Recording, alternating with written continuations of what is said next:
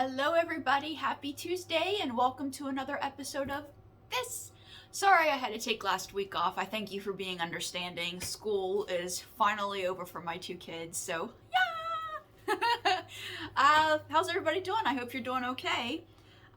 So let's dive in. I had a hard time trying to whittle down which one I wanted to do this week, but I dug into the depths of my own depraved psyche, my own dark side, and I decided to do not quite aquatic horror, but I wanted to do kind of sea monsters. I wanted to focus on things that are not cosmic horror, because when it comes to things of the deep, sometimes you can delve into cosmic horror because that's where the old ones sleep. And I wanted to focus on things that are, for the most part, just monsters of the deep. We got a lot of mutants on this list today, but these are all fun movies. These are movies, like there's a few on this list that legit get to me. This is one of those things. So I did a panel on I was at a convention and I did a panel a few years ago, and a question from the audience, the person said, quick answer, what scares you? Now, bless that person for saying quick answer, because that is a question that will get your horror creators, we will start pontificating about what scares us. But for quick answers, my answer was deep dark water. And I've told this story before, I'll tell it again. I was actually on the beach when a shark attack happened. I was about 100 yards down, but in the same depth of water, when a little boy was attacked by a shark. Now, my memory is that the kid was okay, but some beefy guy grabbed the shark and dragged it out of the water.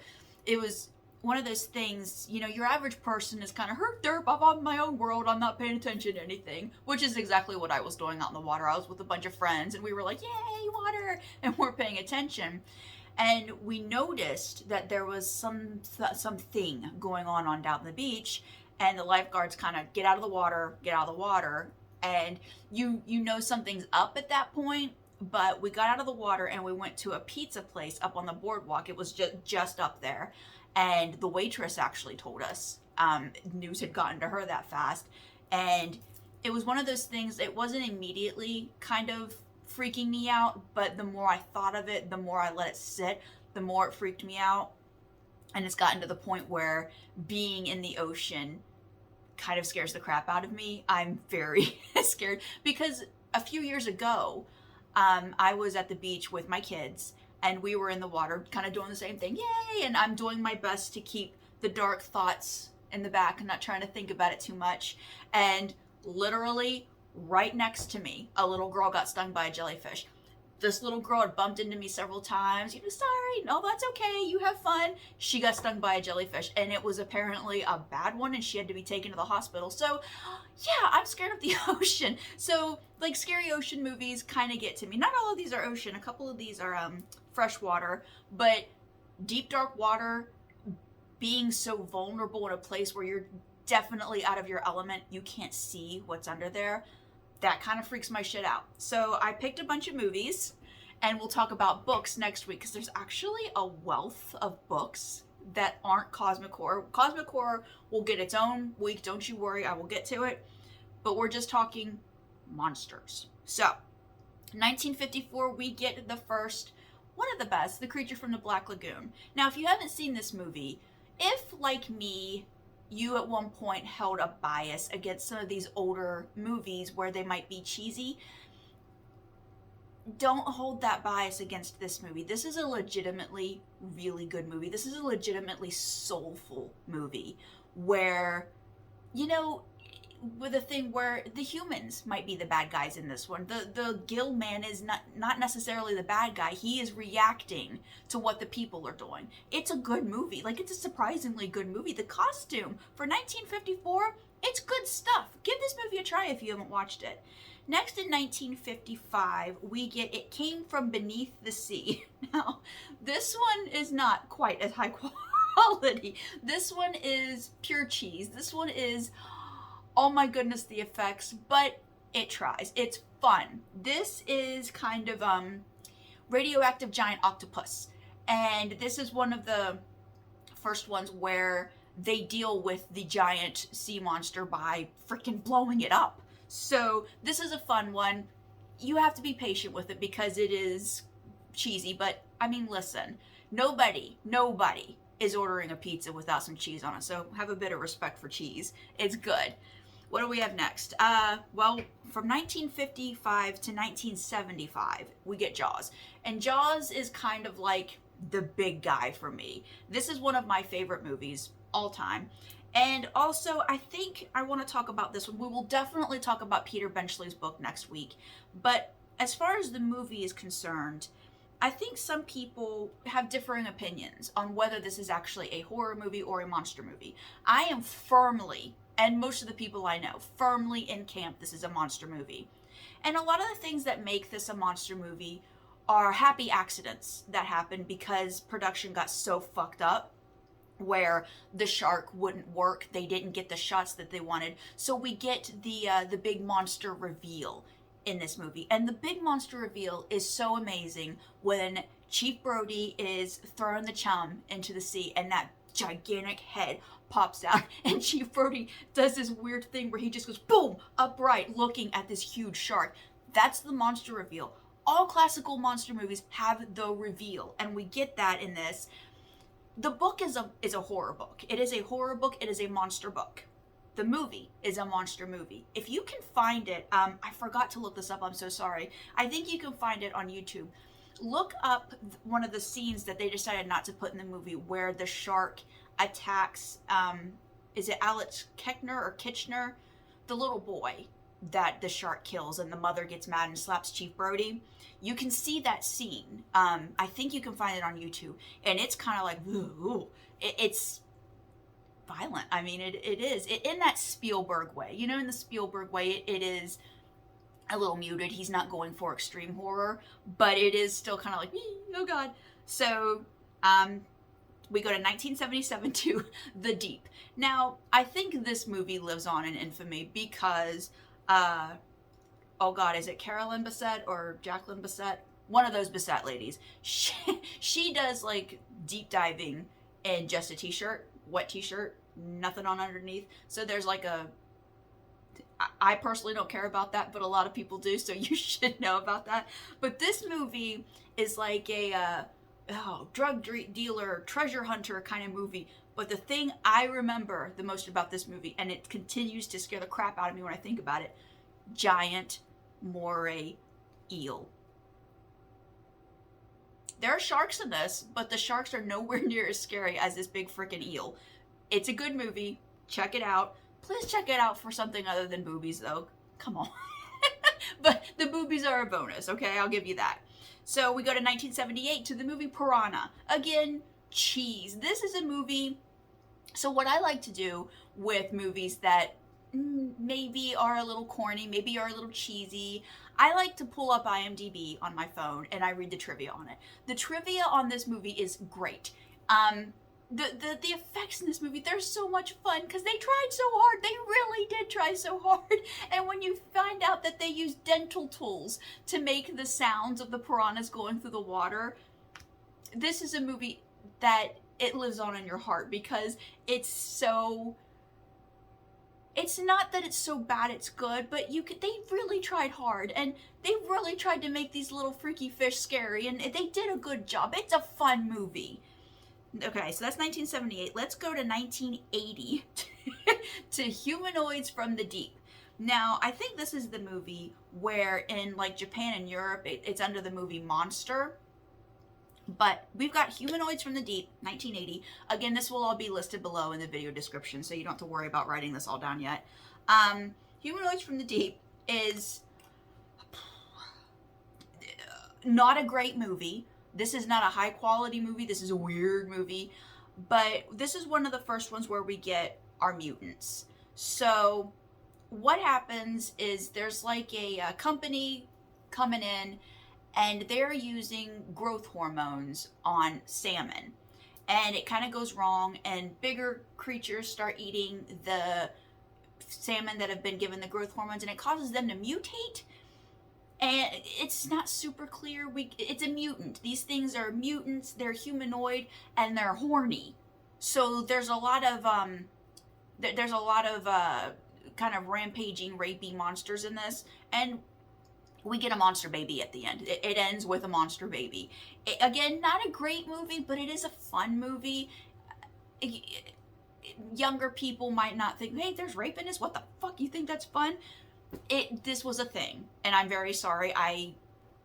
This was what we had to watch, and I'm very sorry, but it is what it is, and we do get monster baby. So that's your choice. Okay, so 1989, for some odd reason, 1989 had this big convergence of deep sea movies coming out. We got a lot. I'm not mentioning them all because they're not all going to fit in with what I got here. So the first one is Leviathan, and this movie stars Peter Weller, and I have talked to people about Peter Weller many times. I think Peter Weller kind of sucks, and he really sucks in this movie. He's the worst part of this movie. And this is a movie that is not great. Of the 3 movies from 1989 that I'm going to mention, this is by far the worst, but it is also fun to watch. Purely fun just because it's bad. Now, we got another mutant thing going on here. This doesn't involve a mutant thing already living out there. The people are what are being experimented on. This movie features mutagens in the vodka. So... have fun with that one. Next we have my fave of the 3 is DeepStar Six. I adore this movie. I remember being a tiny little summer watching this movie, probably not long after it came out, because I was maybe in 1st grade, and I remember watching this movie and the scene where the guy gets ripped in half and his top half is bouncing around because he's in a deep sea diving suit, and they had him attached to a rig and they were going to lower him into the water. And what we have here is they don't say mutant, and it might not be a mutant. What it is a gigantic, really angry crab monster. Really angry. It's fucking pissed that these people are down here kind of excavating. I think they're geologists. And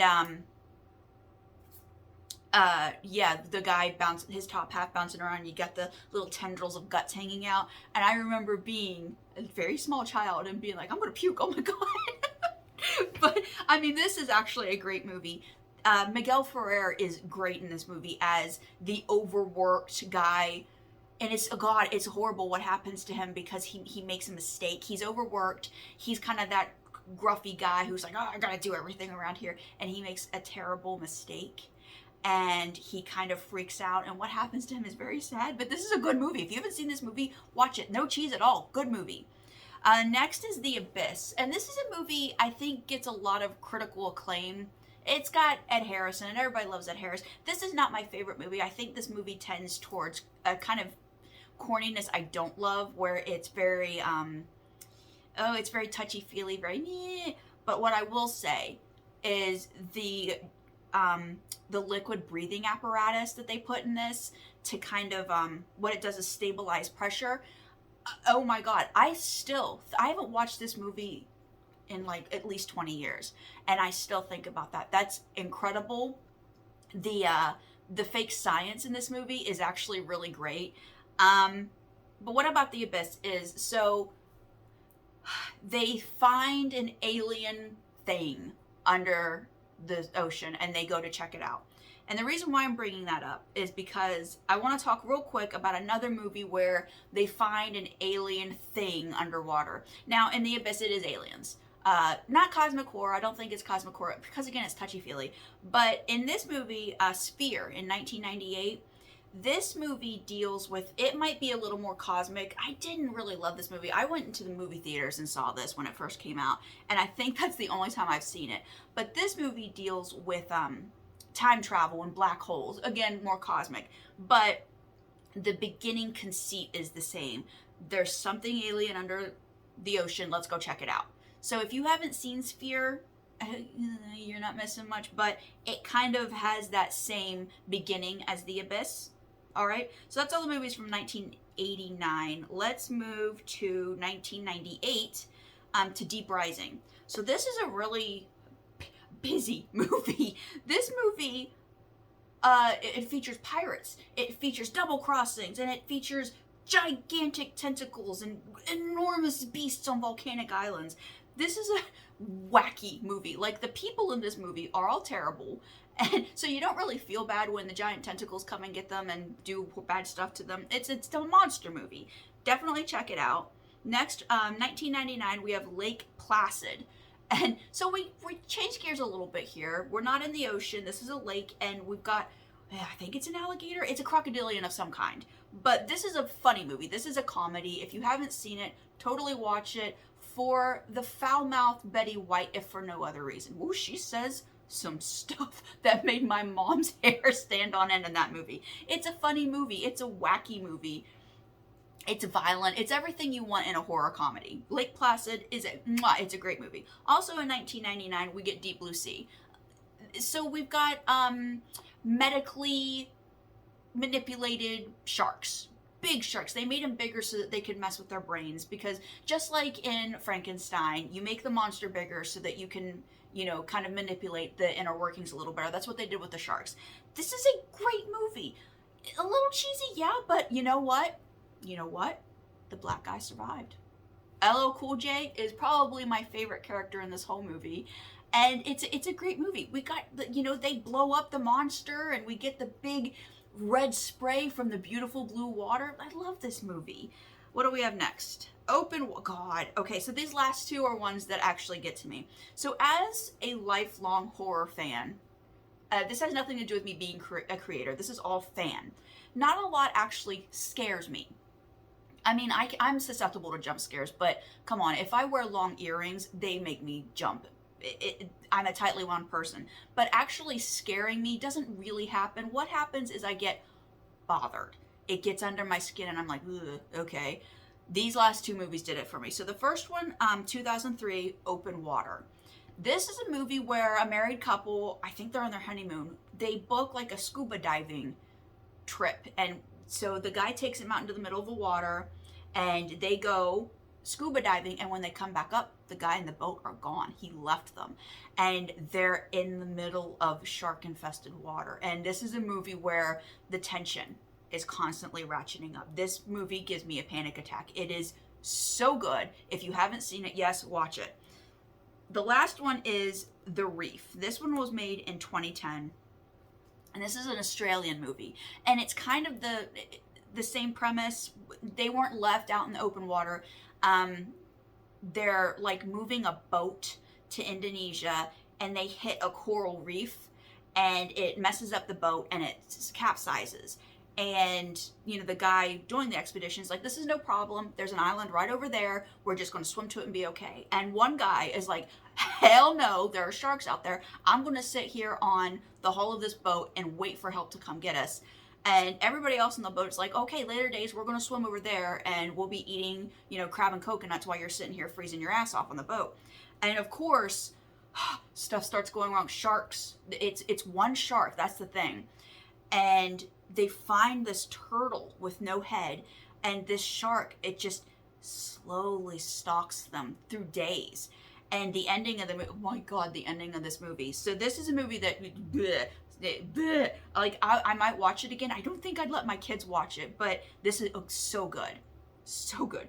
The Reef and Open Water, movies that creep my ass out and make me never, like, it makes me start side-eyeing my bathtub. That's a, bah! So that'll be it for the movies this week. We'll talk books next week. And check out, the list below. Check out some of these movies and tell me what are your favorite deep sea monster movies that aren't cosmic horror, that aren't necessarily. There's a lot of kind of open water ghost movies.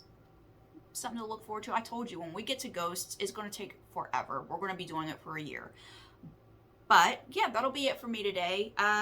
This new phone is cooperating so nicely with my clicker. I'm not having any problems with it anymore. So I hope the world is treating you well. I hope things are easing up, and I will see you all next week.